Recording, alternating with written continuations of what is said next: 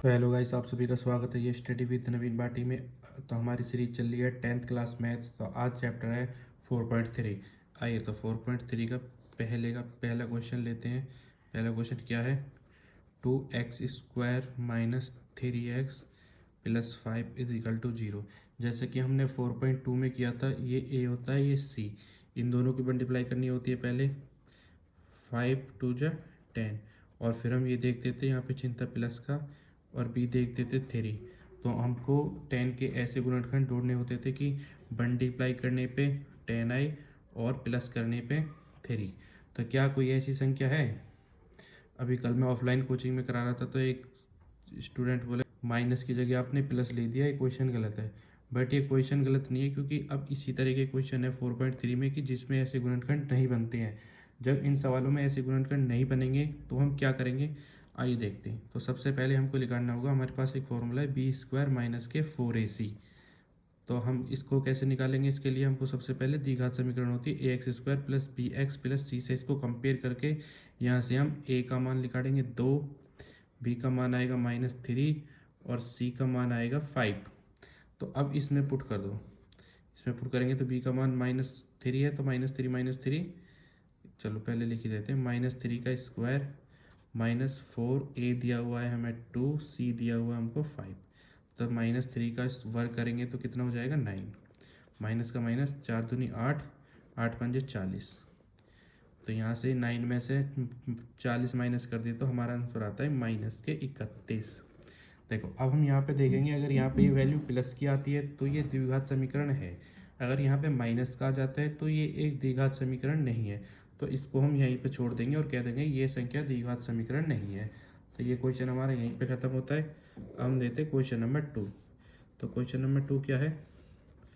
3x² minus 4√3x plus 4 is equal to 0। देखो इसमें भी सेम वही समस्या है। क्या कि हमने ए की सी में मल्टीप्लाई की तो कितना हुआ, 3 × 4 तो 12 हो गया, और प्लस करके आना चाहिए 4√3, जबकि ऐसी कोई संख्या बनेगी नहीं। तो हम सिंपल है वही करेंगे, b² माइनस 4ac। तो द्विघात समीकरण से कंपेयर करेंगे x² plus bx plus c is equal to 0 से। तो यहाँ से a क्या आया हमारा 3, b क्या आता है हमारा 4√3 और c क्या आता है 4। तो हमारे पास फॉर्मूला है b² माइनस 4ac।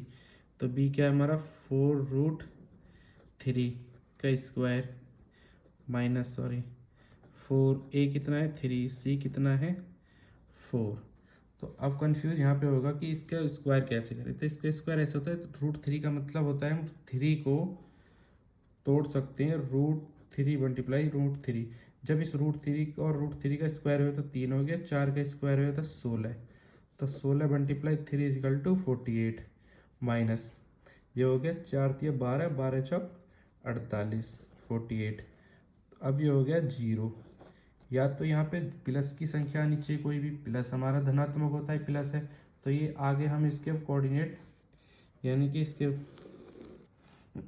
इसके मूल निकाल सकते हैं। तो उसके लिए हमें फिर क्या फॉर्मूला लगाना है, इसको बोलते हैं श्री धाराचार्य नियम। ये होता है -b प्लस माइनस √ में b² minus 4ac upon 2a। तो b क्या था हमारा यहाँ पे माइनस के 4√3 प्लस माइनस, अब यहाँ पर √ में b² माइनस 4ac। इसका ऑलरेडी हम मान निकाल लिख चुके हैं यहाँ से b² माइनस 4ac, तो इसका मान आता है 0। तो √ में 0 रखेंगे तो भी a की बात है, नीचे 2 × a हमारा क्या दिया है उसमें 3। देखो अब ये आ गया, तो आगे इसकी मल्टीप्लाई होगी तो प्लस माइनस इसमें 4 होंगे तो भी ये 4√3 आएगा और नीचे को हो जाएगा 6। तो ये हो गया हमारा आंसर। इसका एक तीसरा सवाल है 2x² minus 6x plus 3 is equal to 0। तो देखो इसमें हम 2 की मल्टीप्लाई करते हैं 3 में, तो मल्टीप्लाई करके 6 आना चाहिए और प्लस करके भी 6 आना चाहिए। क्या कोई ऐसी संख्या है कि प्लस करके 6 आई? और अब बहुत से बच्चे कहेंगे जी 6 × 6 होता है, तो लो आपकी ये समस्या भी दूर कर देते हैं। 6 × 1 तो 6 होता है, बट 6 × 1 7 हो जाएगा, तो ये गलत है। एस के गुणनखंड नहीं मिलते हैं, तो हम अपना सीधा सिंपल वही यूज करेंगे, b² माइनस के 4ac और द्विघात समीकरण से इसका कंपेयर करके ए बी सी के मान फाइंड करेंगे। तो ए का मान क्या है हमारा 2, बी का मान है -6 और सी का मान क्या आता है 3। अब इसमें पुट करो किसमें, b² - 4ac में। तो b का मान क्या होता है, b का मान क्या था -6, -6 का स्क्वायर करेंगे तो 36 हो जाएगा। 4 का 4, a क्या है 2, c क्या है 3। अब 36 माइनस 4 दूनी 8, 8 दिए 24, 24 माइनस करेंगे तो ये आ जाएगा 12। तो ये आता है प्लस की वैल्यू 12। तो अभी हम इसके मूल यहाँ से याद कर सकते हैं क्योंकि इसका आंसर आया है प्लस के 12।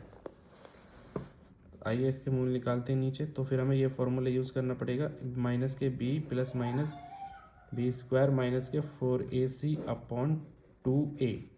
तो अभी हमने देखा b² - 4ac का मान हम निकाल चुके हैं 12। b का मान कितना है हमारा -6 है तो ऑलरेडी प्लस हो जाएगा √12 अपॉन 2a। a का मान है 2 तो प्लस के 6 प्लस माइनस √12 अपॉन ये हो गया जी 4। अब यहाँ से एक प्लस का चिन्ह है, एक माइनस का चिन्ह है। एक बार प्लस लेके करेंगे, एक बार माइनस से करेंगे। चलो करते हैं आगे। 6 प्लस √12 अपॉन 4। एक तुम्हारा ये आ गया प्लस से, माइनस से करेंगे 6 माइनस √12 अपॉन 4। एक ये हो गया, एक ये हो गया। अब चलते हैं हम इसके क्वेश्चन नंबर सेकंड के फर्स्ट पर। तो अब हम आ गए हैं क्वेश्चन नंबर सेकंड। तो क्वेश्चन नंबर सेकंड का फर्स्ट हमको क्या दिया हुआ है, 2x² प्लस sx 3 = 0। तो हमसे यहाँ पे पूछा है फाइंड ऑफ वैल्यू k। हमको यहाँ से k की वैल्यू फाइंड करनी है। तो k की वैल्यू फाइंड करने के लिए हम सीधा सिंपल है वही गुणनखंड देखेंगे पहले वाला। तो ऐसे तो ये इसमें तो गुणनखंड नहीं बनेंगे, तो हम यही अपना फॉर्मूले से कंपेयर करेंगे। ax² plus bx plus c = 0 से कंपेयर करा तो a क्या आया 2 और b क्या है जी हमारा x, c क्या आता है 3। सिंपल वही है, b² - 4ac में हम मान पुट करेंगे। तो b का मान क्या है x, तो x का स्क्वायर हो गया, 4 का 4 आ गया, a का 2 आ गया, c का 3 आ गया। अब इसे मल्टीप्लाई कर दो, 4 दूनी 8 और 8 दिया 24। तो ये आएगा k² देखो इधर k² = 24 है, तो ये स्क्वायर इधर जाएगा तो इस पर अंडर रूट चढ़ जाएगा। तो अंडर रूट में 24 को कैसे हटाएंगे, 24 का मतलब ये होता है 2 × 2 × 2 दूनी 4, 4 दूनी 8, 8 दिया 24 अंडर रूट के अंदर। तो ये दोनों की मल्टीप्लाई होती है तभी तो स्क्वायर हटता है, स्क्वायर होता है, अंडर रूट होता है तो अंडर रूट हट जाता है। तो इससे हट जाएगा 2 बार आ गया और 3 दूनी 6, तो k = 2√6 हो गया। आइए गाइस अब चलते हैं हम अपने दूसरे क्वेश्चन पर। दूसरा क्वेश्चन क्या हमारा, x (x) - 2 + 6 = 0। पहले समीकरण को थोड़ा सा सॉल्व करते हैं। kx की भीतर मल्टीप्लाई पहले इसमें होगी फिर इसमें, अगर पहले होती है तो क्या हो जाता है kx² - 2kx + 6 = 0। ठीक है जी, kx² अब क्या है हम सीधा कंपेयर करते हैं इसको द्विघात समीकरण से, bx + c = 0 से कंपेयर होगी। तो यहाँ से a का मान क्या आया k, b का मान 2k और c का मान क्या आता है हमारा यहाँ से 6। तो सीधा सिंपल है, हमने यहाँ पे ax² + bx + c = 0 से कंपेयर करके a का मान x, b का मान 2x, c का मान 6 आ गया। तो अब हम अपने इसमें पुट करेंगे b² - 4ac में। तो b का मान क्या है हमारा 2k, 2k का स्क्वायर करेंगे तो क्या आ जाएगा 4k² - 4 हमारा फॉर्मूले में है, a का मान k है, c का मान 6 है। तो ये क्या हो जाएगा 4k² - k, इसकी 6 की और 4 की मल्टीप्लाई होगी 24k।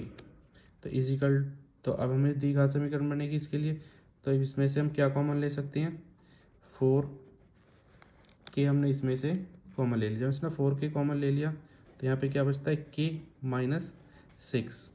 अब द्विघात समीकरण से इनको कंपेयर करोगे दोनों को, सॉरी यहाँ लिख लेते हैं 4k और k - 6 के द्विघात समीकरण में = 0 होता है तो दोनों के = 0 रखेंगे। तो k - 6 = 0। तो यहाँ से 4 0 पे जाएगा तो 4 0 हो जाएगा, तो इसका मतलब ये होता है 0। तो 6 इधर माइनस में उधर जाएगा प्लस में हो जाएगा, तो 6 हो गया प्लस का। तो ये आ गए हमारे दो मूल। 0 और 6। तो ये हमारा 4 पॉइंट चैप्टर के क्वेश्चन नंबर सेकंड का भी फर्स्ट और सेकंड खत्म होता है। अगर आपको दोस्तों वीडियो अच्छी लगी हो तो लाइक करें और शेयर करें। धन्यवाद।